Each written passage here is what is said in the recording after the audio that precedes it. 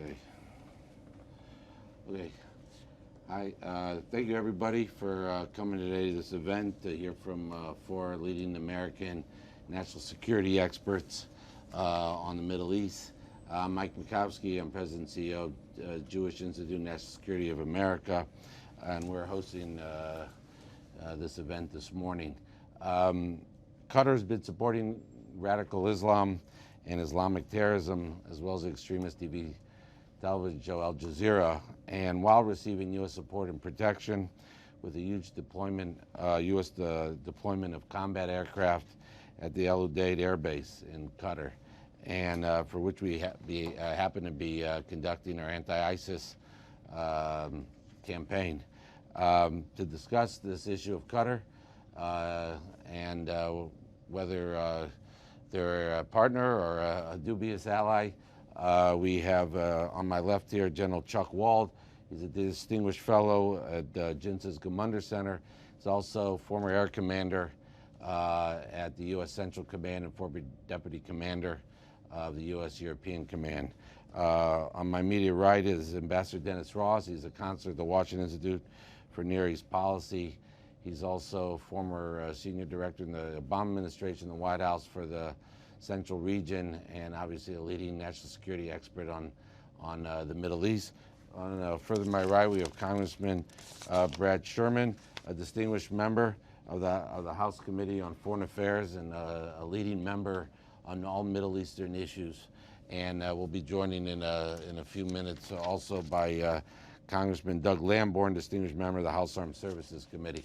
Without much further ado, I'll start with General Wald first, and then go to Dennis and Congressman Sherman. Well, I'd be glad to start, although I think the ambassador or the congressman probably have a little more relevant issues here from the standpoint of both politics and diplomacy. But from a military perspective is where I would focus my discussion. The base in Al Udeid that Mike mentioned earlier has been pretty significant for the U.S. military over the last 16 or so years, actually 17. Matter of fact, I opened it up back in 2001, just after 9/11, for where the U.S. base was actually, we started to operate from there. It's a fantastic facility. It was a backup for our Combined Air Operations Center, where we conducted the campaign in Afghanistan and southern Iraq, out of Prince Sultan Air Base in Saudi Arabia. And then we had the backup at Al Udeid. And then eventually in 2003, the U.S. military was asked to move over there by the Saudis, and we moved into Al Udeid. We have a ground command center in the city of Doha as well, U.S. coalition. The facility's been great. The Qataris have been really great hosts. They've been participants. The issue goes back to what I think both the congressman and the ambassador will talk about a little more, is the dichotomy of the issue with Israel and the support for Hamas through monetary support through the Qataris. Personal opinion, again, there's so many more experts than me on the political side, but from a military perspective, we have options in the Middle East we could move to. One is at Al Dhafra Air Base in the United Arab Emirates. Obviously, you'd have to have approval through the Emirati government, but we could easily move our capability from Al Udeid into the UAE, or even potentially back into Saudi Arabia. They're both very more than adequate, sometimes even better facilities, and the location is good. So my point that we wanted to make in the report is that we have options to not be in Qatar militarily. You know, everything being equal, it'd be better we could be there, but if we also have options to go other places. We could certainly do all the work we're doing in the Middle East against ISIS, and to kind of contribute in a not so subtle way against the threat of Iran in the region, out of bases from, like I said earlier, either out of Abu Dhabi at Al Dhafra Air Base, or out of Saudi Arabia back to Prince Sultan Air Base, where we had our original Combined Air Operations Center. Number two is just a personal observation from somewhat of a novice standpoint. I've spent probably 25 years out there, so I'm not much of an expert. But the issue to me that sometimes we forget about, and I think is kind of a subset of this whole discussion, And that's, again, personal opinion. I'm sure the ambassador and the congressman have a better view on this. But if you look at the situation in the Middle East right now, the rhetoric right now is that we should defeat ISIS, and then the subset of that is the implication that once ISIS is defeated, everything will be okay. Not even close. We still need to defeat ISIS, there's no doubt about it.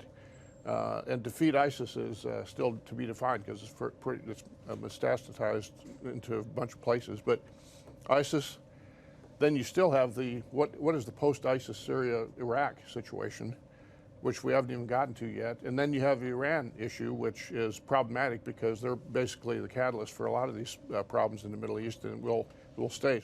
So I think anything we can do to start addressing those things, not necessarily linearly, but in kind of a holistic way, would be good. And that's why I think we're we're committed to the fact that Qatar should stop supporting Hamas monetarily and take away that capability. So that's where it is, Mike. All right, thanks, General Walden. I'll just add that you should check out, we have here an op-ed that General Walden and I wrote last week in the Wall Street Journal that raised this issue about the our presence in Operation El Udeid military base in Qatar, while they're still supporting radicalism like Hamas, like the Muslim Brotherhood, and other radical factions in the Middle East. I want to turn to Ambassador Ross. Oh, sorry.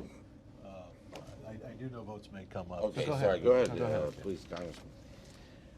The way I see it, there's a three-way civil war in the Islamic world between Shiite forces and an alliance based in Tehran, Sunni extremists, and reasonable Sunni forces.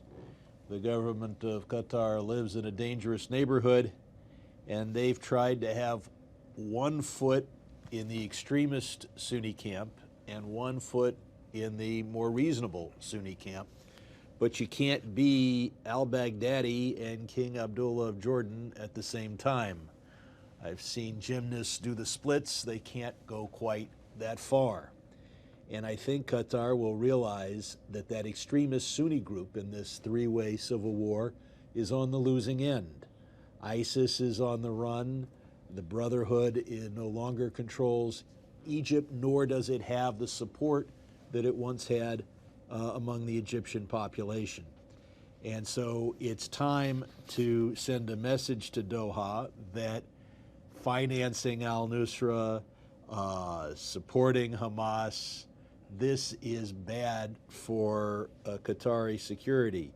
They have provided us these bases at no cost and at some political peril to themselves, because they recognize that being on our side, at least on Mondays, Wednesdays, and Fridays, is relevant to their security. So it may be necessary to move the bases, but just having this press conference is one step to put them on notice. We could do more to sanction certain Qatari individuals. Only one has been sanctioned, only a single Qatari national, on charges of funding al-Nusra. I'm sure there are a few others that should be on that list.